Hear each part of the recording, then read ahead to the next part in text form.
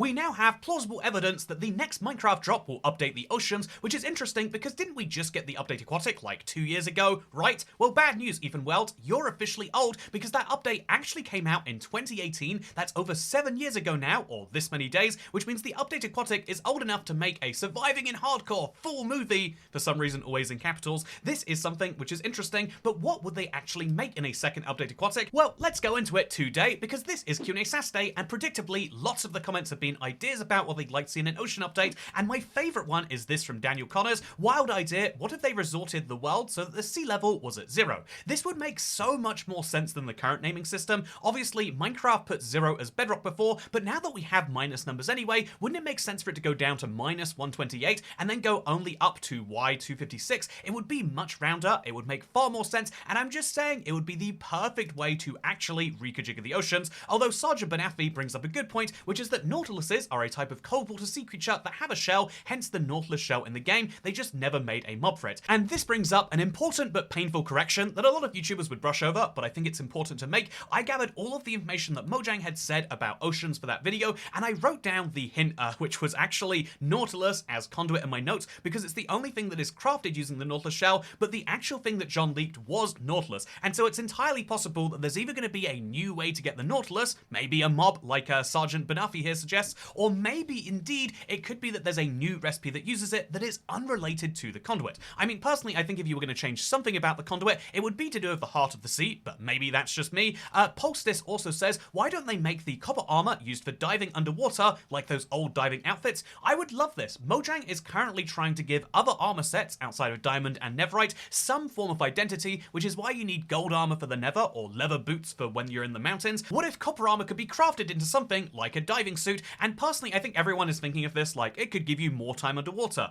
I would prefer it to not overlap with the the water breathing potion, but instead just make it so you still take damage underwater, just way less than right now, so that you can theoretically survive down there even if you don't practically want to. Speaking of things you don't practically want to do, I hate prismarine crafting recipes, and Frogmouth too, you're very right. Wouldn't it be cool if there were a new use for prismarine crystals? Personally, I think the prismarine block set, which is just regular prismarine, dark prismarine, and prismarine bricks, was perfect for 2013 when it was first added. However, I do think that since then it's kind of aged a bit, both in being really inaccessible, but also not having enough blocks. Would it be a cool thing for Mojang to update it? Yeah, I mean, given that we've got so many new stone variants, we've gotten so many new wood variants, basically Mojang has gone block set crazy, but they've left quite a few old blocks feeling kind of neglected, and so if it's possible for me to have this many versions of stone in my mathematically ugliest house possible, wouldn't it be cool if I can collect this many of these blocks to be able to do the same with prismarine? Right now it requires a farm, and although farming is fine and Mojang seems to encourage it, they also want to make sure there's an adventure way to get the same tools, and so like how iron farms used to be super OP and getting iron was really tricky,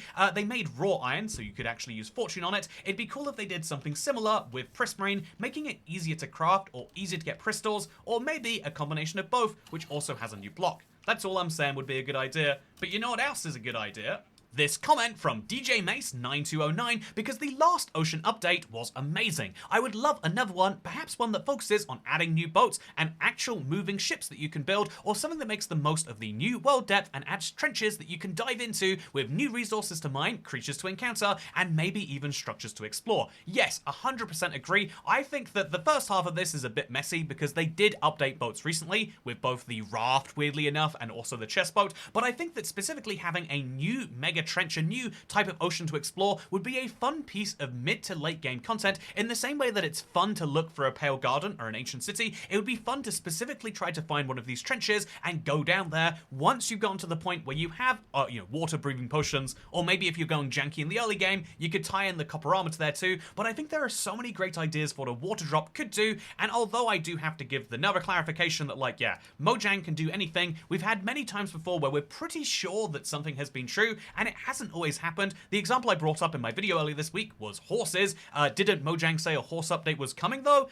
No, Mojang did not. John the Leaker did, and although they did update saddles, the other things that were suggested did not come to the game, which means they were either dropped, or it means that these leaks are actually some form of data mining or some form of not necessarily perfect science. And so that is what I would say is very important to know, is that an ocean update, despite all of the fun speculation we're having, is not guaranteed. And I know that that feels like being a cold blanket, or a wet blanket. I guess a wet blanket would be cold by definition. Although I don't want to be a wet blanket, I also want to make sure that even when we have direct developer confirmation, like we have of the version number updating, we still are relatively sure that the, whatever the drop the last month this year is going to be, it's likely going to be called 1.21.130, and, if you're like David Solomano, these version numbers might be radicalizing you. Yes, they are getting very silly. We're expecting 1.21.102 sometime next week to fix painting bugs and other things, and then we're expecting 1.21.110 somewhere in September. The 16th is still the most likely date that I have referenced many times, and then we're expecting 1.21.120, which will likely be a bug fix, and then 1.21.130 is probably going to be the winter drop, unless they release the winter drop early next year, which they always have the possibility of doing, because that's what they'll announce at Minecraft Live. Speaking of being announced at Minecraft Live, by the way, why does everybody think the Copper update is releasing on September 16th? They haven't announced the date yet, and they have to announce a date on their Minecraft month. Well, actually, they don't have to announce any dates. They can just say, it's out, by the way, surprise. This could technically happen anytime between now and the end of September. However, the reason September 16th is most likely, in my opinion, I don't know if anyone else is saying it, but apparently they are, September 16th seems quite likely because Minecraft tends to release updates on Tuesdays. They tend to release them about 3 weeks after the last beta and preview, and it now, 3 weeks after the last beta and preview, assuming it's the one that released on September 26th, makes exactly September 16th. Does that mean that September 16th is going to be the exact date of the Copper Age? No, it's our most likely guess, but that's the fun thing about this, is I think everything until it happens is just a prediction of the future. You are predicting that the sun will rise tomorrow. You are predicting that this video is one that you will make it to the end of, or maybe that you don't, although if you do make it to the end, there'll be a fun cat picture for you. But what's interesting is the fact that you are just making a prediction that you'll see that cat, but maybe there'll be a nuclear bomb explosion and you won't get to see it. The world and the news and everything you see announced is just a series of predictions for the future, and the better you are at predicting that future, the more you can be prepared for it, and being prepared is important for a large number of people, perhaps including those who subscribe to this channel. And by the way, Hedonix13 says, is this Minecraft content or Philosophy Corner? And they responded that when talking about Minecraft updates, but I want to point out, ignoring that fun response that we got, that actually I think that everything in the world is hard to label sometimes, and obviously there's a little bit of philosophy in everything in life, which is why it's so fun to talk about, because understanding how the world works is important to understand how anything else inside of it works. And so I guess the answer is both? Question mark. Speaking of things being both, Legend2X actually says that this is one of the best updates. They've been loving the drops and overwaiting an entire year for something new, and I want to bring that up. There's so much negativity about everything that Mojang does that you might not realize that there are lots of people who really like it. Sure, this only got 13 views because it's not super negative, so it's not going to feed an algorithm, but yeah, lots of people are loving these drops, and that includes me, to be totally honest with you. Although, if we want to have some negativity, if you think, Toycat, why haven't you hated something on this entire video, then Spinosaur Gamer brings up the price increase for Realism Craft 2.0. It went up from being $10 US, which is a lot for a DLC, to 2,550 Minecoins, about 15 to 18 US depending on where you buy it. This is insane, right? Absolutely unexcusable, except I want to play the counter side of this and say, actually, the correct price for a piece of Minecraft content is the price that the market will bear. If raising their price means they get fewer sales, then they'll have to decrease it, and if they're not doing so, it means that enough people go, yeah, $15 is fair. Now, obviously, the important caveat on this is it needs to be a fair market condition, and the fact that Minecraft specifically forces you to look at the price in Minecoins means that many of their target audience, we know Minecraft have been specifically targeting children for a long time now. You know this, you've seen their announcements, which seem like they're targeted towards 7-year-old mentally slow dogs, but it's because of the fact that, yeah, they're trying to get children on board, and children have low attention spans to people who don't talk like this, which is why it's so weird that when you're trying to sell things to those children, you use fake currencies with weird interchange rates with major currencies. Again, as someone who literally, does sell things which are priced in Minecoins, I've got to say, everyone would say it was messed up if you went into Tesco and they're like, your groceries will cost 12 Mooncoins today, but it's entirely okay for Minecraft for now. Will that be true for the future? Well, I mean, there's all sorts of lawsuits going on at Mojang right now.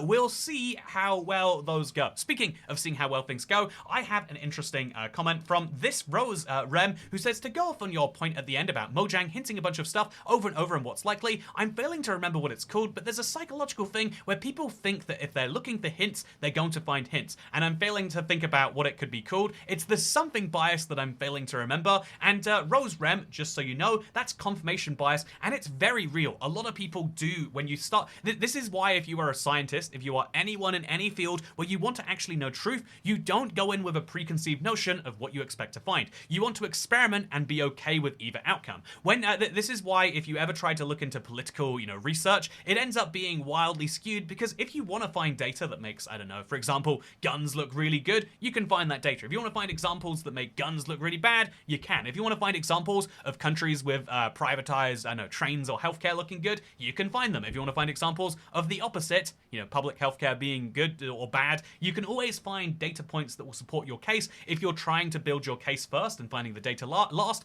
And that's why on this channel, I try to present you with the data first and then the conclusion second, and I try not to heavily look after things that I know that people are going to believe very easily. But I'd like to point out this last comment here. Notice how the words "end Mojang" and then the placeholder for the word "confirmation" are in that order. It sounds like the end update is confirmed. Everyone get hyped. 1.22 is coming. I want it to be true, and therefore it is true, which is also my belief from this comment from Loganator G1P. We'll ignore the logical paradox of hitting 2 million and then doing a live stream until we reach 2 million, and instead say that yes, we are doing a big member-thon this weekend. Obviously, if new people subscribe, that would be great too, but we're specifically aiming for channel members, since that is one of the ways that long-term channels manage to keep themselves around. And so what are we going to be doing? I'm going to be streaming Minecraft. The time is going to start in an hour, and every time we get gifted a member, it goes up by a minute. Every time someone joins as a member, it'll go up by 2 minutes, and we'll keep on going with these milestones for particular goals, meaning that if we hit 450 members, I will do Cooking with Toy Cat. That's right, it's coming back. But also, we've got lots of other fun things in there, and yeah, I had to remove playing Roblox from it as one of my member goals. Just, I've literally never played that game, and apparently right now is not the time to start. But yeah, I'm looking forward to it a lot. Make sure you come and join me, but tomorrow, because today I've actually got a family member's birthday party. I'm going to celebrate them turning 40, which is great for once. It's someone else who's aging, not me. Although, actually, it's a family member that I remember. They were 14 when I was like 5. And so that means if they're turning 40, I must be like 30 something by now.